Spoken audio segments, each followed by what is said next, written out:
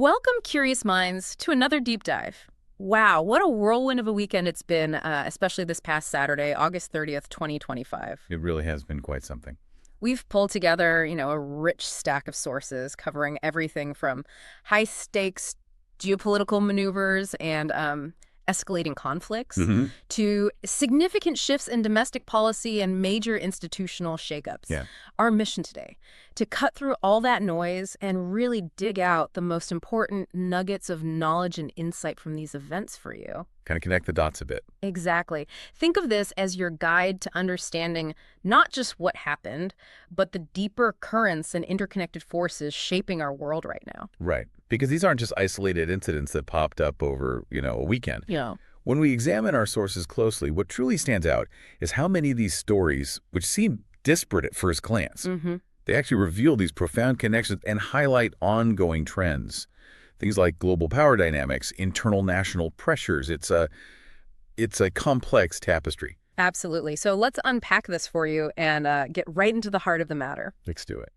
We begin in the Middle East, where an already tense situation appears to have, well, dramatically escalated. That's putting it mildly. Our sources detail an Israeli airstrike in the Yemeni capital, Sana'a, on or around Saturday, August 30th. All right. And Houthi officials claim it killed Abdelaziz bin Habtour, who serves as prime minister of the Houthis' rebel-run government. Which is a huge deal.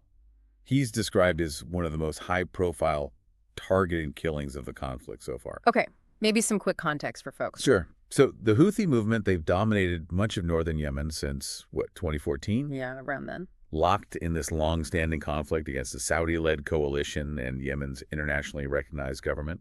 It's drawn in regional players like Iran, Right. and it's frequently spilled beyond Yemen's borders. And we also know, Israel and the Houthis have been exchanging these long-range strikes. Since the Gaza war widened in late 2023. Yeah, Houthis firing missiles, drones towards Israel, into the Red Sea, and Israel occasionally striking back. And this is where the deep dive really begins, I think. This strike isn't just another headline. No. Our sources suggest it carries an immense risk of broadening the war across the Middle East. How so? Well, think about the Houthis' strong alignment with Iran, right? And their critical role in disrupting Red Sea shipping. Which impacts global trade significantly. Hugely. So a targeted killing of this magnitude, Yeah. it's just a massive escalation. So the big question hanging over all of this is, what are the real implications we should be watching for? What do the analysts say might be the next ripple? Well, analysts are definitely warning of a potential regional domino effect. It's pretty clear. Okay. While, supporters might argue Israel aims to deter further attacks from Yemen. The deterrence argument. Exactly. But critics contend this move risks drawing Yemen even deeper into the Gaza-related conflict Yeah. and potentially provoking direct retaliation, Which could mean, which could further destabilize maritime trade lanes, global energy flows. The diplomatic calls for restraint, even as the Houthis promised a swift response, they really highlight these fears. so it's not just military ripples, but economic humanitarian too. Absolutely. It's a very, very precarious moment. Wow. Okay, the regional implications are clearly enormous. And in a directly related and equally urgent matter, our sources also reveal a critical humanitarian development unfolding right now in Gaza. Yes, that's right. On Saturday, August 30th, Israeli officials stated plans to slow or halt humanitarian aid into parts of northern Gaza. As they expanded operations there. Right, designating Gaza City a combat zone. This move would also end airdrops over Gaza City and significantly reduce truck deliveries in the north. They're preparing new evacuations, apparently. And the background here, it's grim. Gaza's humanitarian crisis has worsened dramatically since Hamas's October 2023 attack and Israel's subsequent military campaign. Despite some aid getting through. Despite a patchwork of aid deliveries, yeah. Northern Gaza, in particular, has seen intense combat and, frankly, persistent restrictions on assistance. So this brings us to that critical intersection you mentioned earlier, military strategy versus humanitarian obligations. It really does. And our sources underscore the gravity here. Humanitarian groups, they're warning of catastrophic consequences. Because the situation is already bad. Already dire. Food and medical shortages. The Red Cross, specifically, has highlighted near-famine conditions. And Israel's argument. Israel argues these measures were driven by battlefield realities, an effort to weaken Hamas. They assert they need to control the flow to prevent aid from reaching militant hands.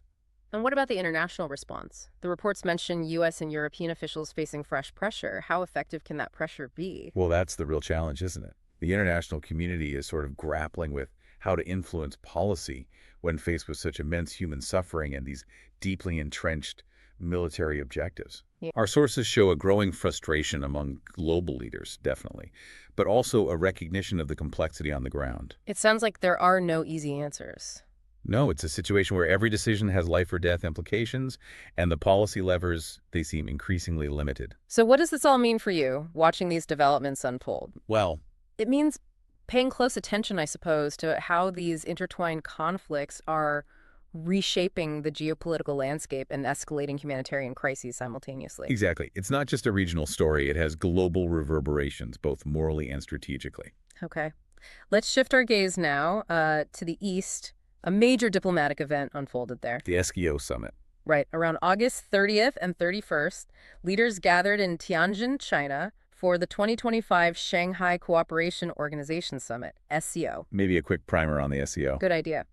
Formed in 2001, it's grown into this vast Eurasian security and economic forum, led by China and Russia, with India, Pakistan, Iran, and Central Asian states among its members. Beijing has increasingly framed it as, a venue for regional security. And a counterweight to Western groups like NATO. Definitely. What's truly intriguing here, though, is the interplay. You've got this geopolitical ambition on one side, Right. and then the economic reality on the other.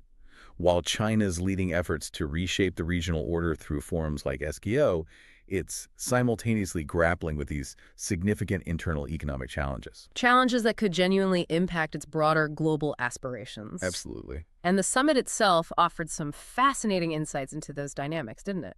It really did. Russian President Vladimir Putin was predictably welcomed by Chinese President Xi Jinping. No surprise there. But crucially, she also met India's Prime Minister Narendra Modi. That's a truly notable engagement, given years of simmering border tensions between them. Yeah, two nuclear-armed neighbors. That meeting signaled a bit of a thaw. And our sources report they discussed improving trade ties, managing that disputed frontier. So what were the wider implications here? What should we take away? Well, the summit powerfully underlined Beijing's push to shape the regional order. Xi even stated the SCO bore greater responsibilities for peace and security. Right. And Putin's visit, of course, showcased Moscow's strengthened Asian ties amid the ongoing Ukraine war. But India's role, that balancing act. Ah, yes, partnering with China in the SPO while simultaneously deepening ties with the U.S. and its Quad partners, Australia, Japan, the U.S. That drew significant attention, didn't it? It really did. Observers debated the SCO's concrete clout versus its symbolism, but the optics of that high-level dialogue, especially Xi and Modi sitting down, were undeniably significant for regional stability. So the real deep dive here is maybe considering how much diplomatic muscle Beijing can genuinely flex at the SCO summit when its own economic engine is, sputtering. Exactly. Yeah. Does a contracting manufacturing index make Xi's greater responsibilities statement sound more like aspiration than immediate reality? Because our sources report that fresh data released around the end of August showed China's official manufacturing purchasing managers index, the PMI. A crucial indicator. Right. Anything below 50 signals contraction. It hit 49.4 for August. That's its fifth straight month in the red. And that's precisely the tension, isn't it? China's post-pandemic recovery has been stubbornly uneven. Weighed down by that prolonged property slump, weak consumer demand, trade frictions. Targeted stimulus hasn't fully worked, and that persistent manufacturing contraction, it signals a deeper malaise. So a powerful diplomatic front needs a robust economic foundation. And Beijing is clearly facing headwinds on that front. And the implications here are vast, not just for China, but globally, right? Oh, absolutely. Yeah. Beijing's policy debate intensified should they deploy stronger fiscal support. How do they really stabilize the property market, local government finances? Global markets, commodity suppliers, they're all watching for ripple effects from slower Chinese demand. Any slowdown there can send tremors through global supply chains, trading partners. And that U.S.-China tariff uncertainty, even with that 90-day truce extension, just adds to the gloom. It really does. And adding another layer to these regional dynamics. Indonesia's President Prabowo Subianto delayed a planned visit to China on Saturday, August 30th. Right, because large protests were roiling Jakarta and other cities. This seems like a perfect illustration of something you mentioned earlier. How domestic legitimacy shapes foreign policy bandwidth. Exactly. Indonesia is a key Southeast Asian player, vital to China's regional diplomacy. And Prabowo's decision to delay, it just underscores how the scale of internal dissent can constrain a leader's ability to engage on the international stage. So a nation's ability to act abroad is often tied to its stability at home. Intrinsically tied, yeah, to stability and political capital. It's a fascinating reminder that even major powers or regional players have their international reach constrained by internal issues. Okay, let's turn our attention now to the United States. Multiple events on Saturday, August 30th, highlighted these ongoing debates about executive authority and the balance of power. It really felt like a focal point this weekend, didn't it? These challenges to executive authority seem to be mounting. Yeah. We saw the judiciary push back on tariffs, but that's just one facet. Let's start there. Okay. A U.S. federal appeals court ruled that most of President Trump's tariffs were illegal. A 7-4 decision, wasn't it? Yes, saying the president lacked authority to impose them under emergency powers without explicit congressional approval. And these tariffs, they've been around for years, expanded under Trump, especially on Chinese goods. Businesses have challenged many of them. Right. So this ruling, our sources indicate, threatens significant portions of Trump's tariff architecture duties on China, Canada, Mexico, The administration vowed to appeal, of course. setting the stage for a Supreme Court showdown. And industry groups warned about significant supply chain uncertainty. Well, this is more than just a legal technicality, isn't it? It's a profound test of the limits of presidential power. When you see actions taken without clear congressional approval, especially on economic policy that has such broad implications, it just naturally invites judicial scrutiny. It tests fundamental constitutional boundaries. It asks that question. Where does the executive's emergency power end and Congress's legislative authority begin? Precisely. That's a huge question. And this challenge to executive power on tariffs, it wasn't an isolated incident this weekend, No, it echoed a fundamental debate playing out across several fronts. including President Trump's strong stance on election integrity. He stated on Saturday, August 30th, that he would issue an executive order requiring voter ID for every vote. And sharply limiting mail-in voting, with exceptions only for the seriously ill and military voters. And the deeper implication there, I suppose, is how these actions might be testing the very foundations of American federalism, Yeah. separation of powers. I think so. I mean, debates over election rules, voter ID, mail ballots, federal versus state authority, they've dominated U.S. politics since 2020, haven't they? It intends. And our Constitution clearly grants states primary control over election administration. So election law experts were quick to react. They pointed out that a unilateral presidential order mandating nationwide voter ID would face steep constitutional hurdles. Likely running afoul of state authority. Yeah, and civil rights groups immediately warned about disenfranchisement risks. Newsrooms also highlighted that a prior Trump order on proof of citizenship for voting faced court setbacks earlier in 2025. Foreshadowing more litigation, probably. It feels like a clear collision course between federal and state power. Definitely seems that way. Adding to this theme of executive reach, another symbolic yet legally complex move was advanced by the White House on August 30th. Ah, the plan to rename the Pentagon the Department of War. Right. Historically, the U.S. had a War Department until 1949, when it became the Department of Defense. Reflecting modern national security structures, civilian control across services. And here's where it gets really interesting, maybe connecting these threads. All three of these stories, the tariffs, voter ID, the Pentagon renaming, they sort of revolve around the executive branch's reach. And the institutional checks and balances designed to limit it. Exactly. Renaming the Pentagon, while seemingly symbolic, would typically require Congress, wouldn't it? It would. Historians and policy analysts stress the constitutional requirements, questioning the practical benefits beyond just the symbolism. Supporters argue the old name projects clarity, strength. While critics say it risks politicizing the military, could alienate allies. It all speaks to those foundational debates within U.S. governance: presidential power, legislative authority, judicial oversight. Okay, and adding another layer to these federal-local tensions, Chicago Mayor Brandon Johnson signed an executive order on Saturday. Right, directing city police not to cooperate with any federal troops or agents if President Trump deploys them to Chicago, as he had threatened. Tensions over public safety, immigration, they've flared periodically with debates about federal troops in cities. This sets up a truly fascinating potential standoff over federal authority, doesn't it? It tests the limits of those anti-commandeering principles. Which basically prevent the federal government from forcing state and local officials to enforce federal law. At their core, yes. Chicago was effectively asserting that its police forces aren't federal agents. It really pushes the boundaries of state and local autonomy.